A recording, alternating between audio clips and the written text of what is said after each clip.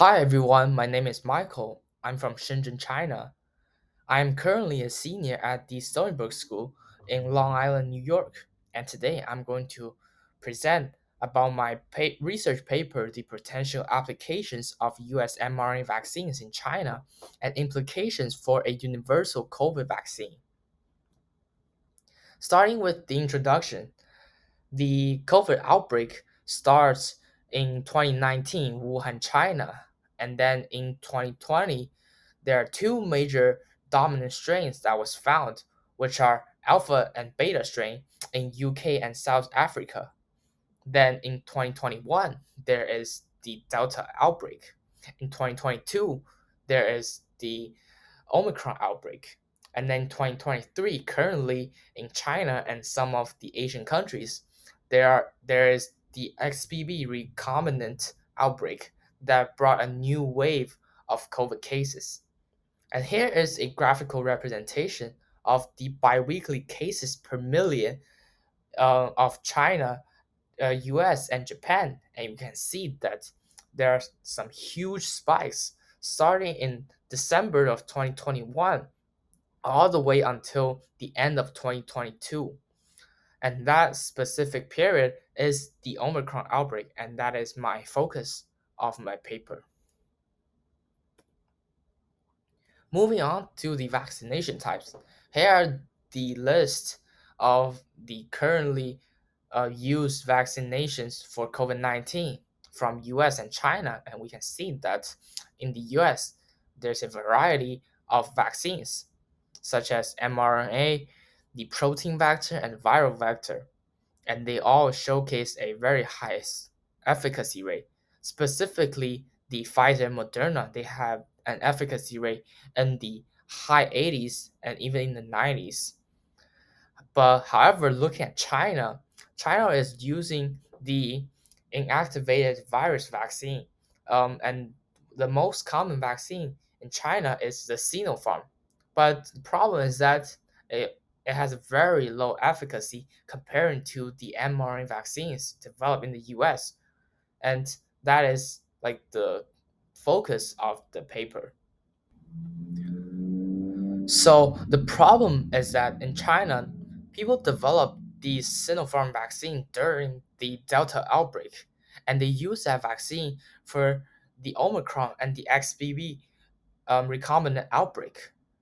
And then before the XBB outbreak, you can see that the China have very low number in the COVID cases due to the very strict government zero COVID policy.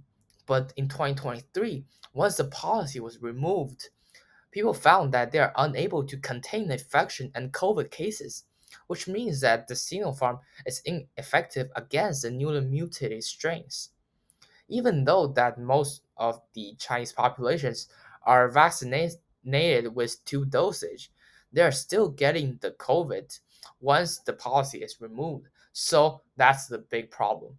And then looking at the US, they have various types of COVID vaccines with a very high efficacy rate, such as Pfizer and Moderna with the mRNA vaccines.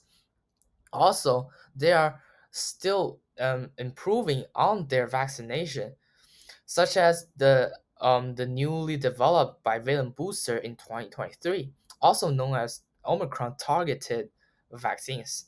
So this booster shot specifically targets the BA4 and BA5 Omicron variants. So in this paper, my research question is, I want to see if the U.S. mRNA vaccine is applicable in the Chinese population in order to combat the current outbreak. In this paper, I used the NCBI database of SARS-CoV-2 virus in order to retrieve all the nucleotide and protein sequence from of the COVID-19 of the very specific strains. And then I used the blast comparison from the NCBI to compare the nucleotide and the protein sequence and to identify specific point mutations that might cause the change in the virus and their infectious rate. So in the comparison, I specifically targets the spike protein on the virus. So the spike protein on the COVID-19 is also known as the surface glycoprotein, and it is a transmembrane fusion protein that plays a crucial role in to binding the receptors of the host cells and initiating the the infection. And the table on the right shows the specific like regions of the spike protein, and you can see that there are the S1, S2 region. So the S1 subunit is responsible for recognizing and binding to the receptors of the host cell, and the S2 subunit is responsible for fusing the envelope of the virus with the host cell membrane. In the blast comparison, I first target the BA 2.1 Omicron variant, and then I chose 6 different regions as the subjects of my comparison. So first, China, obviously, it is my subject of this paper. And then I chose Japan as a comparison subject because they're very similar to China in the virus strains, and but they use a different type of vaccination than the Chinese Sinopharm one. And then for the US, I chose 4 states: California, New York, Washington, and Arizona as my subjects of comparison because I identified the most mutations and differences in their nucleotide sequence when comparing to China. So I believe that they have the greatest potentials for showing regional mutations and variation, which will complicate the problem. And then in the comparison process, I cross blast the spike protein sequence of each region. And for each of the region, I chose 10 samples as like representation of the entire region. But however, for China and Japan, I was unable to obtain 10 different samples. And for China, I only got 2 strains. And for Japan, I only got 4. So that's all data from the Omicron outbreak. And then in the comparison process, I recorded the percentage of alignment and specific point mutations in the cross comparison. And then I calculated the average and standard deviation percentage for the comparing regions. So here are the results from the spike protein comparisons. This is a heat map of my blast results, and we can see that there's very high percentage of alignment, that each slot has a value above zero point 0.9, which means 90%, more than 90% of the spike protein sequence are aligned with each other. And a value of 0.99 also means 99%, means that only a few amino acid difference between the 2 strains um, in the comparison process. So we may conclude that the China, Japan, and US strains are very similar in their spike protein, which could be an indication for the high likelihood of the application of the US vaccines, since all the strains are very alike to one another. That means that the mRNA vaccines that would be effective in the US population would also be effective in the Chinese population. And then looking at the point mutations, this is the data table that I recorded each specific point mutation that appeared in each individual blast comparison. And then that the mutations recorded were like very common and appeared for more than 90% of the blast comparison. And we can see that the most common ones were the N161K and the G679R point mutation in between China, Japan, and the US states. And when looking into the positions of the point mutation, I found out that they are not all in the functional region of the spike protein, but in their structural purpose, which means that they are not that significant on affecting the virus into a different strain. But however, that is very good evidence for fast mutability of the virus, and that may affect the vaccine efficacy of the US and the Chinese vaccines. So we need more studies on that in order to obtain a firm conclusion. In my second part of the blast comparison, I blast against the latest recorded sample in China with the general BA4 and BA5 samples using the same method as the BA 2.1, 2.1 samples.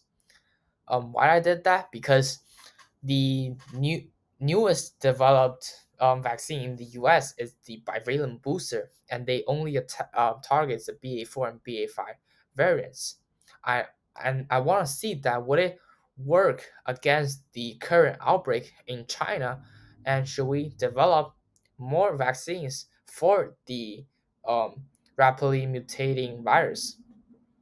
And then for subjects of comparison, I retrieve all the samples for both BA4 and BA5 from the US, and each are from a different state in order to consider the high variability and coverage for the entire country.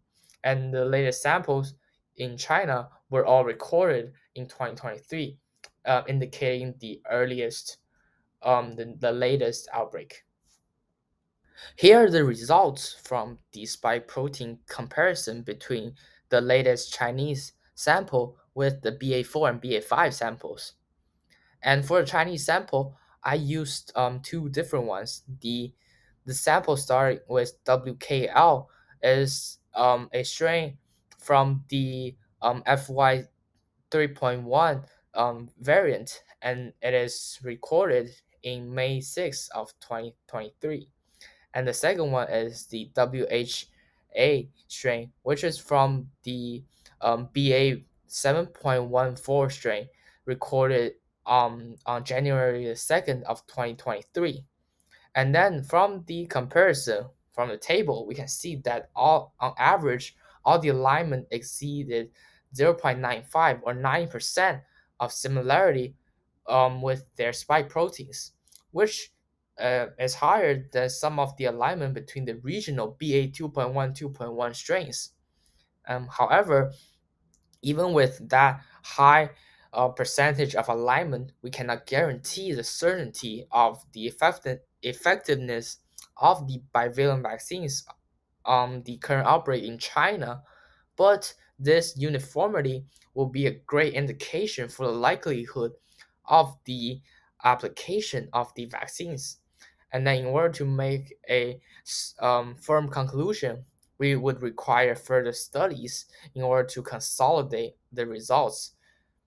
In conclusion, even with the reduction of lethality but increase in transmission rate and mutability, SARS-CoV-2 virus is still a major public health concern. In this paper, I discovered the low regional variability of dominant strains in China and the US, and which gave me a better understanding about the applicability of the US mRNA vaccines in the Chinese population. Also, I foresee the potential of overlapping between the influenza and the COVID outbreak in the future. And currently, scientists are developing a so called universal influenza vaccine to target all strains of the flu.